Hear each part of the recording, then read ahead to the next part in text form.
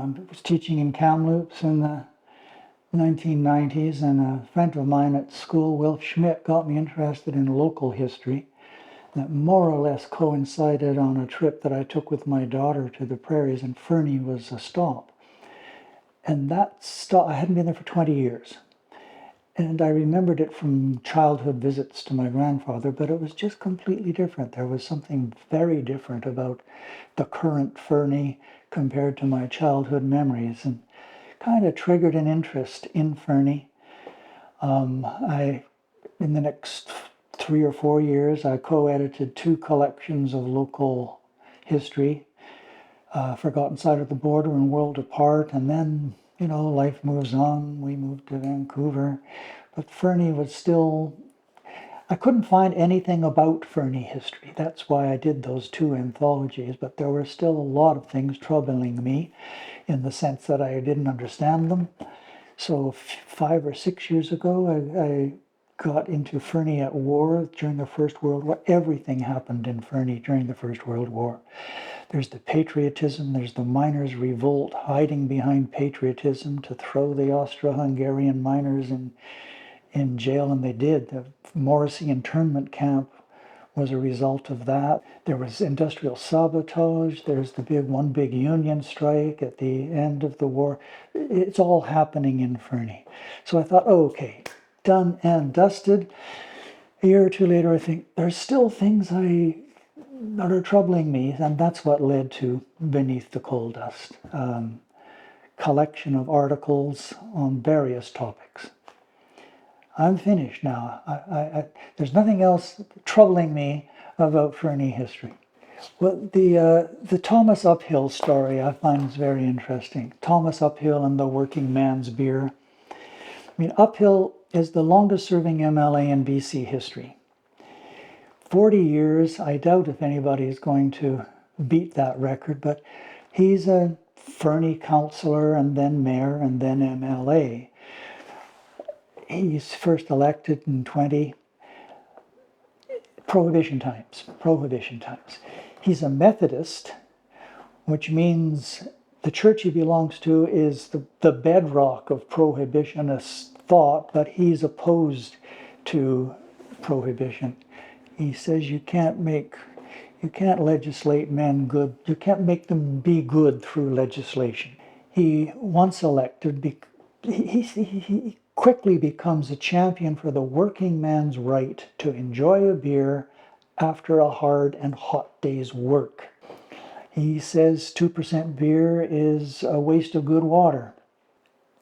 Thomas Uphill in 1943, when there's sort of an eco-prohibitionist movement to don't use resources for beer production, he takes a beer bottle into the legislature, holds it up and says, "Hands off the workers' beer," and repeats his lines about working men deserve a beer at the end of a hard day's work. Just a few years ago, a brewer in town, I made aware of that story, and he brewed a beer in honor of Thomas Uphill Amber Ale. I could hold up the bottle. It was very good. I drank a lot of this, to tell you the truth. The home bank in Fernie was the first branch opened outside of the Toronto area. And that's undoubtedly because the Crow's Nest Pass Coal Company had home bank people on its board. So 1906, the home bank comes to Fernie. It pitches to small depositors and miners especially, and their families, $1 a month kind of savings. It was very successful in that pitch. In 1923, suddenly there's a notice on the door, the bank is closed. It's all corruption and scandal back east with the home bank executive. One of them ends up committing suicide. Others were supposed to be prosecuted, but ultimately were not. But it's a particularly important story for Fernie because outside of the Toronto area, it had the largest deposits. Even though it's a small city, there's 1,400 accounts in Fernie. Also significantly, the city of Fernie, around 1910, had been persuaded to move its accounts to the home bank. So when the bank collapsed, all those accounts are frozen. The population of Fernie stayed pretty stable, actually. Well, there was the big boom up until 1911. It's when it's about five, maybe 6,000 in the area. It stayed there for succeeding decades, actually. And a very large proportion of those were mine workers, of course. Mine workers with their favorite sports, like you mentioned, the football league, the Crow's Nest Pass Football League, in which Ginger Goodwin played.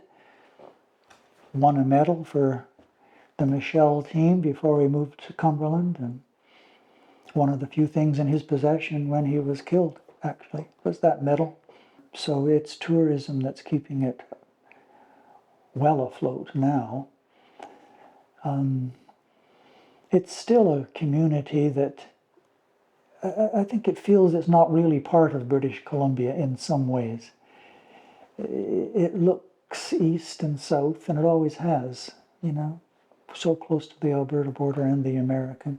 Spokane was the destination, Spokane, Calgary, not way out here to Vancouver. The business community and the miners were so often at variance with each other. It's almost like there were two communities. There's the working class community, which is, in the early years, it's striving for respectability.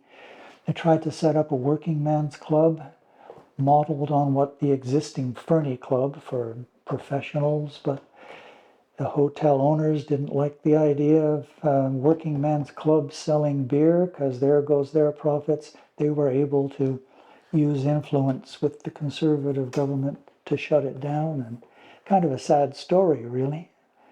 But that building, the miners got very ambitious, tried to open up their own miners' union building, complete with a theater and everything, and it did well for a while, but that too went sour. They were a little too ambitious, I'm afraid.